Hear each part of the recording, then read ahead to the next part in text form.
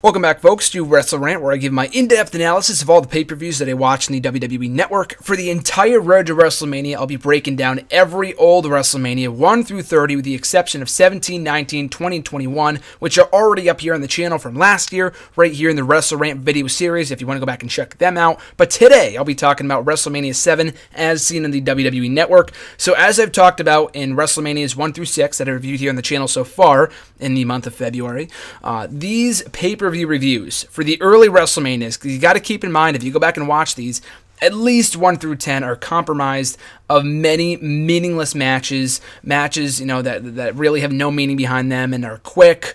This card had 15 matches. A few of the other WrestleManias I've already talked about in the past had 16, had 14, 15. So a lot of matches, a lot of them don't even mean anything. So I don't break down every single match in these early WrestleMania reviews, adding to the fact that I watched WrestleManias 1 through 8 back in like September, and I'm recording this in like February. So it's been a couple months since I've seen it, obviously, so I'm trying to jog my memory by reading back the results.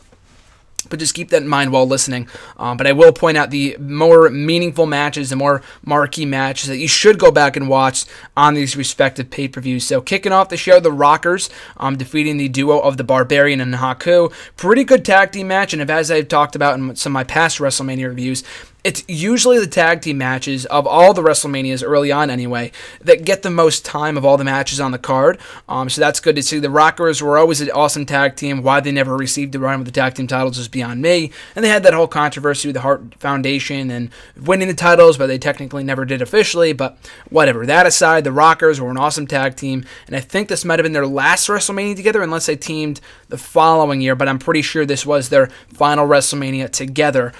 So really good match here from the Rockers and the Barbarian and Haku to kick off the show. Very nice tag team match. Up next, the Texas Tornado defeating Dino Bravo. Throwaway matchup. The British Bulldog defeating the Warlord. Good matchup. I really like the British Bulldog. I thought he was great.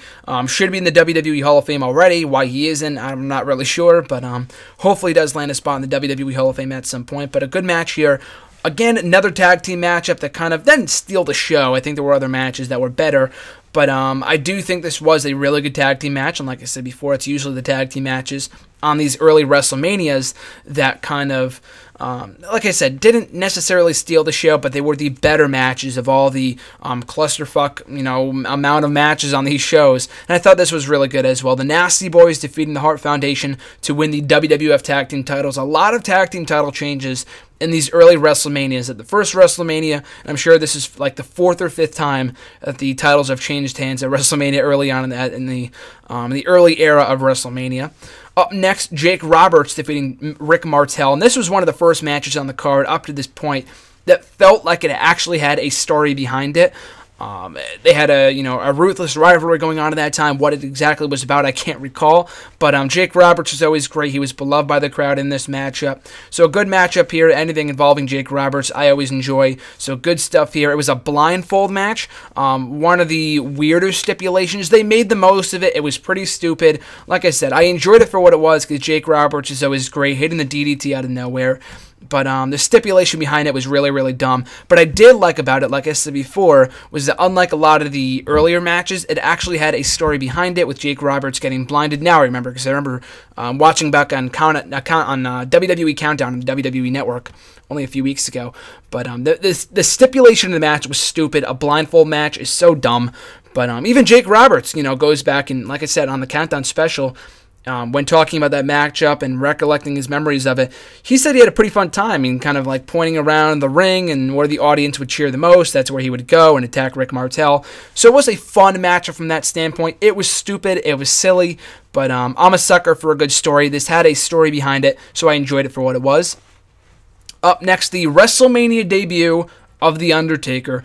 Arguably Mr. WrestleMania himself. That title has changed between him and Shawn Michaels in the past, depending on who you talk to, who was the real Mr. WrestleMania. But the streak, the most storied streak in wrestling history, starting on this show with The Undertaker quickly defeating former legend Superfly Jimmy Snuka in a 4.5-minute matchup. So it was pretty much essentially a squash match, and the match itself was not really worth watching. But to see The Undertaker score his first win in WrestleMania history was pretty notable for that alone. So, decent stuff there. And, of course, that would lead to him. And who knew at that point in time in 1991 that these two would go on 20 years later, that The Undertaker would go on 20 years later to embark on one of the grandest and one of the most illustrious streaks in the history of this sport. So it was very notable and very memorable and historic in that sense. And up next, we had the Ultimate Warrior taking on Randy Savage in a retirement matchup. So regardless of who won, one man would not walk out still with a career. So good stuff there. I really enjoyed the matchup itself, and probably my favorite matchup on this entire show. Maybe I'm just being biased in that I'm a huge Warrior fan, obviously, and I'm a huge Savage fan, obviously. That's probably why I like this matchup. But the Ultimate Warrior had some pretty good showings at WrestleMania. I know he was not the greatest in-ring technician in the world, but for the people that he worked with at WrestleMania, including Jake Roberts, including Hogan the year before, including Randy Savage on this show, Savage probably got one of the best matches of his career, for the Warrior anyway, out of him on this WrestleMania, and I thought it was great. Got a lot of time. It was pretty slow and plodding early on, but it built to a nice final few minutes. I think Warrior kicked out of like 4 or 5 flying elbows before finally hitting the splash and getting the 1, 2, 3. So that was kind of some flawed logic there, and they were trying to protect the Warrior to the most of their ability. But the match itself was solid. It told a great story. I really enjoyed it, and a great matchup.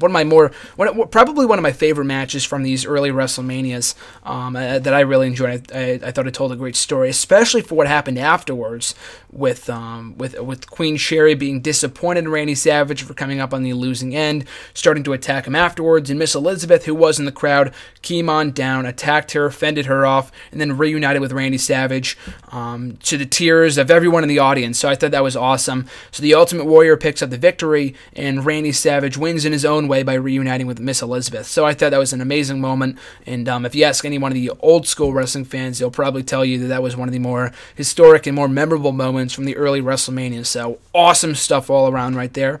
Tenryu and Koshu Katata defeating Demolition. I completely botched that. I can't pronounce their names here. 2 Japanese wrestlers defeating Demolition. One of the tag team matches, one of the rare exceptions where the matchup did not go that long and it was really not that good. Cannot really remember much about that whatsoever. Big Boss Man contending for the Intercontinental Championship up next against Mr. Perfect. Good matchup for what it was. Bobby Heenan in the corner of Mr. Perfect and Andre the Giant in the corner of Big Boss Man. And of course, Andre the Giant was feuding with feuding with Bobby Heenan at this point in time. So there was kind of that dynamic there. But I hate when whenever title matches in general end in a disqualification or a count out. And that was really kind of par for the course in the early WrestleManias.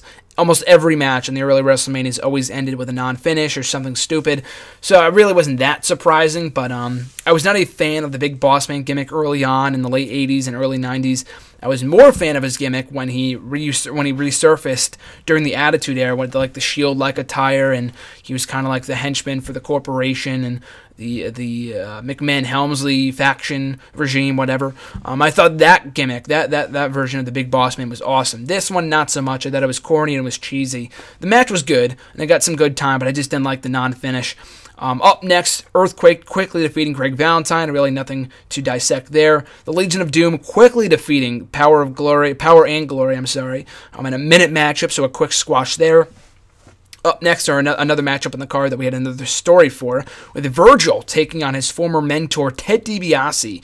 So the match itself was really nothing special. Virgil was never like an amazing in-ring athlete or anything like that, but with Roddy Piper in his corner, it told a really good story. I was happy with where it was positioned on the card. Really got a nice rub at being, I think, third to last, so good stuff there. But the story with DiBiase and Virgil, although the aftermath kind of left something to be desired, because DiBiase was gone from WWE a few years later, and Virgil was kind of never ended up being anything of note in WWE or anywhere he went. He's not really a legendary figure. But that said, though, the story they told with him turning on DiBiase and the reaction they received that night was immense. It was amazing. So they told a good story here with like teacher versus student, if you can even call it that, or the assistant breaking away from the mentor or his master or whatever. So they told a good story. It wasn't really high on the matchup itself, but especially with DiBiase getting himself counted out. And of course, they're protecting him by not getting pinned. I'm pretty sure this has happened with DiBiase before. I think it happened at WrestleMania 6 in a $1 million title match. Still, though, a decent matchup, and I really like the story there. I really like the narrative, even though the matchup itself was really nothing special. The Mountie quickly defeating Tito Santana in a minute matchup. Again, nothing of note there. A quick squash match right before the main event. Not really usually a fan of that, but it is what it is. And of course, we get to the main event, Hulk Hogan versus Sergeant Slaughter for the WWF Championship. The classic story of USA versus foreigners. And Sergeant Slaughter was not a quote-unquote foreigner, but he did align himself with the Iraqis and General Adan, who I don't think was the real General Adan. I'm not exactly sure about that. I'm pretty sure he was an actor. Whatever, though. It was one of those cliche stories, which has been done to death. I mean, it's still being done today. It was being done with Rusev and whoever he was feeding with, not so much anymore. But, like early last year, I mean, in the summer of last year, the whole Jack Swagger versus Rusev storyline, you need the right components in that story in order to make it work. And it really wasn't, I mean, it felt cliche watching it back because we've seen it so many times over the years. But back in 91, it really wasn't anything. It had been done before, obviously, but it really wasn't done to the point where it was like tiresome. So people got into that storyline, especially since Sergeant Slaughter was such a great heel. He got a lot of great heat from aligning himself with the Iraqis, so it told that narrative. The match itself went 20 minutes. It was not a mind-blowing matchup. It got a lot of time, but I didn't think it was great, though. Hogan cannot be really carried to an amazing matchup unless he has the right opponent, in my opinion. It was a good matchup, just not one of the better WrestleMania main events, in my opinion, but the narrative was there, the story was there that they were telling was solid. I mean, for 91, I'm not going to really bash on it for being cliche or overdone, because by 91, it really wasn't. But Hogan coming out, predictably enough, coming out victorious as the new WWF champion. So that was the way that they closed off the show, with Hogan winning that championship. So on the whole, I did not think this was a great WrestleMania. A lot of the early WrestleManias are not great. Maybe to some old school fans that watched it as kids and whatever, but on the whole, though, like I said before, a lot of these matches just don't mean anything, and it's not really worth your time watching it in its entirety. It's only a 3-hour show. It's not 4 hours like a lot of the more recent WrestleManias, but still, then, if you don't want to waste 3 hours by watching this entire show, some key matchups that you should definitely watch. The main event, I wouldn't suggest that's not the sole matchup from this show that I would tell you to go out of your way to see. It's not a great matchup, and you should not drop what you're doing right now and go watch it, but it was okay. If you want to watch it for a good story, go right ahead. Good stories, definitely go back and watch Virgil and DiBiase, as well as the Intercontinental title match. But the one matchup that I would suggest that you go out of your way to see from this show would absolutely, hands down, have to be the Ultimate Warrior versus Randy Savage. Absolutely. One of my favorite matches, just because, not only because they're two of my favorites of all time, but because of the matchup they were putting on, the story they told, the stuff that happened afterwards, everything about this I thought was awesome. So definitely go back and watch that, and the after effects and stuff like that. You can watch the WrestleMania debut. So there's a lot of historic aspects of this matchup, and Randy Savage, quote-unquote, retired on this show as well, even though you'd be around at WrestleMania for the next couple of years as a commentator, as a wrestler, whatever. So was not really technically officially retired at this point. But still, though, great stuff there. Everything else, it was not a bad show. I will say it was a decent show. On the whole, though, it was decent, but there were a lot of historic, memorable, good, enjoyable moments with the WrestleMania debut of The Undertaker, Robertson, Martel having a fun little blindfold matchup, the great, awesome storytelling in Warrior versus Savage, and the little stuff in Virgil and DiBiase, as well as the main event with Hogan and Slaughter. So that's going to wrap up my review of WrestleMania 7 as seen on the WWE Network. Go watch it for yourself. It's free for the entire month of February.